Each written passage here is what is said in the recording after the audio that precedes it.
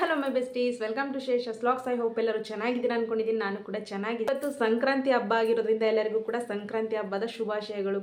ಏನಪ್ಪ 16ನೇ ಕಂತಿನ ಹಣ ಬಂದಿಲ್ಲ ಇನ್ನೂ. ಸಂಕ್ರಾಂತಿ ಹಬ್ಬಕ್ಕೆ ಸಿಹಿ ಸುದ್ದಿ ಅಂತ ಎಷ್ಟೋ ಜನ ಯೂಟ್ಯೂಬಲ್ಲಿ ಹಾಕ್ತಾ ಇದ್ದಾರೆ. ಬಟ್ ಗೃಹಲಕ್ಷ್ಮಿ ಹಣ ಇನ್ನೂ ಬಂದಿಲ್ಲ.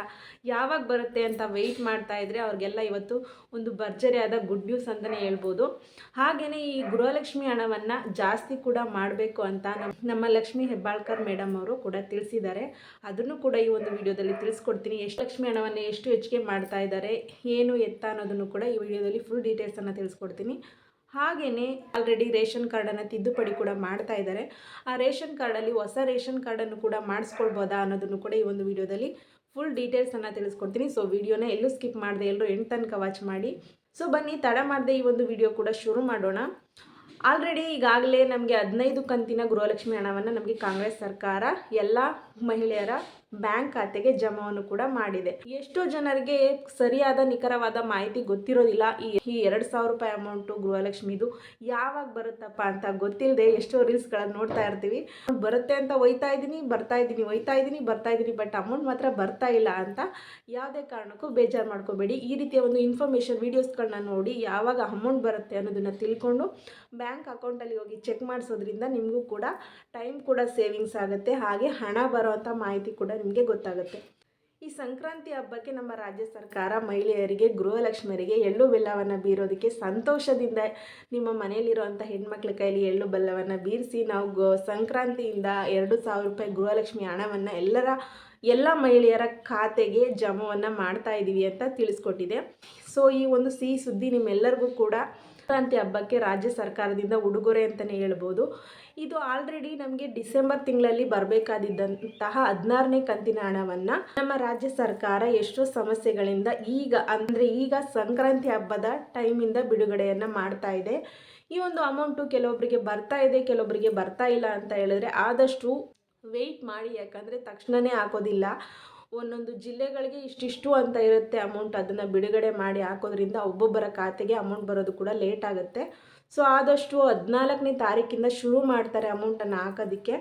ಸೊ 16ನೇ ತಾರೀಕಿಂದ ಶುರು ಮಾಡಿದ್ರೆ 20ನೇ ತಾರೀಕು ಅಥವಾ 30ನೇ ತಾರೀಕು ಒಳಗಡೆ ಎಲ್ಲರ ಗೃಹಲಕ್ಷ್ಮಿಯರ ಖಾತೆಗೆ 2,000 ರೂಪಾಯಿ ಹಣವನ್ನು ಕೂಡ ಜಮಾ ಮಾಡ್ತಾ ಇದ್ದಾರೆ.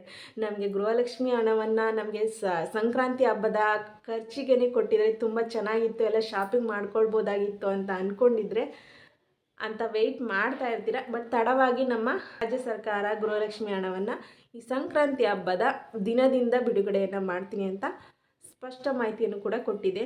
ಏನಪ್ಪ ಗೃಹಲಕ್ಷ್ಮಿ ಹಣವನ್ನು ಜಾಸ್ತಿ ಮಾಡ್ತೀವಿ ಅಂತ ಹೇಳಿದ್ರಲ್ಲ, ಏನು ಎತ್ತ, ಏನಿದರ ಸಿಹಿ ಸುದ್ದಿ ಅನ್ನೋದನ್ನು ಕೂಡ ವೆಯ್ಟ್ ಮಾಡ್ತಾ ಇರ್ತೀರಾ. ಹೌದು, ನಮ್ಮ ರಾಜ್ಯ ಸರ್ಕಾರ ಈಗ ಆಲ್ರೆಡಿ ಗೃಹಲಕ್ಷ್ಮಿ ಹಣವನ್ನು 15 ಕಂತಿನ ಹಣವನ್ನು ಜಮಾ ಮಾಡಿದೆ. ಅಂದರೆ ಪ್ರತಿಯೊಬ್ಬರ ಖಾತೆಗೂ ಏನಿಲ್ಲ ಅಂತ ಹೇಳಿದ್ರು 30,000 ರೂಪಾಯಿ ಹಣವನ್ನು ಕೂಡ ಒಬ್ಬೊಬ್ಬರು ಕೂಡ ತಗೊಂಡಿದ್ದೀವಿ. ಆ ಹಣವನ್ನು ಕೂಡ ಎಷ್ಟೋ ಮಹಿಳೆಯರು ತಮ್ಮ ಆರ್ಥಿಕ ಪರಿಸ್ಥಿತಿಯನ್ನು ಸುಧಾರಿಸ್ಕೊಳ್ಳೋದಕ್ಕೆ ಆಗಿರ್ಬೋದು, ತಮ್ಮ ಮನೆಯ ಖರ್ಚುಗಳನ್ನು ನಿಭಾಯಿಸ್ಕೊಳ್ಳೋದಕ್ಕೆ ಅಥವಾ ತಮ್ಮ ಸ್ವಂತ ಖರ್ಚುಗಳಿಗೆ ಎಷ್ಟೋ ಜನ ಈ ಒಂದು ಗೃಹಲಕ್ಷ್ಮಿ ಹಣವನ್ನು ತಗೊಂಡು ಎಷ್ಟೋ ಒಂದು ಬೆನಿಫಿಟ್ಸ್ಗಳನ್ನು ಕೂಡ ಮಾಡ್ಕೊಂಡಿದ್ದಾರೆ. ಎಷ್ಟೋ ಜನ ಅವರ ಜೀವನದಲ್ಲಿ ಒಂದು ಮಿಷಿನ್ ತಗೊಳ್ಳೋದೇ ಆಗಿರ್ಬೋದು ಅಥವಾ ತಮ್ಮ ಸ್ವಂತ ಜಮೀನುಗಳಿಗೆ ಬೋರ್ವೆಲ್ ಹಾಕ್ಸೋದಕ್ಕೆ ಒಂದು ಸಣ್ಣ ಅಮೌಂಟಾಗಿ ಕೂಡ ಅದನ್ನು ಉಪಯೋಗಿಸ್ಕೊಂಡು ಅಥವಾ ಒಂದು ಸಣ್ಣ ಪುಟ್ಟ ವ್ಯಾಪಾರಗಳನ್ನ ಮಾಡೋದಕ್ಕೂ ಕೂಡ ಈ ಒಂದು ಗೃಹಲಕ್ಷ್ಮಿ ಹಣವನ್ನು ಉಪಯೋಗಿಸ್ಕೊಂಡಿದ್ದಾರೆ. ಅದರಿಂದ ಗೃಹಲಕ್ಷ್ಮಿ ಹಣವನ್ನು ಬಿಡುಗಡೆ ಮಾಡ್ತಾ ಇರೋದನ್ನು ಕೂಡ ಸದುಪಯೋಗ ಮಾಡ್ಕೊಂಡಿದ್ದಾರೆ. ಈ ಒಂದು ಗೃಹಲಕ್ಷ್ಮಿ ಹಣವನ್ನು ಏನು ಜಾಸ್ತಿ ಮಾಡ್ತೀವಿ ಅಂತ ಹೇಳ್ತಾ ಇದ್ರಲ್ಲ, ನಿಜನಾ ಅಂತ ಹೇಳಿದ್ರೆ ಹೌದು.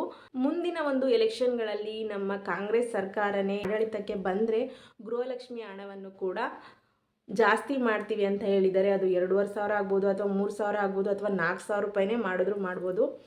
ಕಾಂಗ್ರೆಸ್ ಸರ್ಕಾರನೇ ಆಡಳಿತಕ್ಕೆ ಬಂದರೆ ಈ ಒಂದು ಗೃಹಲಕ್ಷ್ಮಿ ಹಣವನ್ನು ಕೂಡ ಜಾಸ್ತಿ ಮಾಡ್ತೀವಿ ಅಂತ ಖಂಡಿತವಾಗಿ ಸ್ಪಷ್ಟ ಮಾಹಿತಿಯನ್ನು ಕೂಡ ಕೊಟ್ಟಿದ್ದಾರೆ. ಗೊತ್ತಿಲ್ಲ ಮುಂದಿನ ದಿನಗಳಲ್ಲಿ ಯಾವ ಒಂದು ಸರ್ಕಾರ ಆಡಳಿತಕ್ಕೆ ಬರುತ್ತೆ ಅನ್ನೋದು.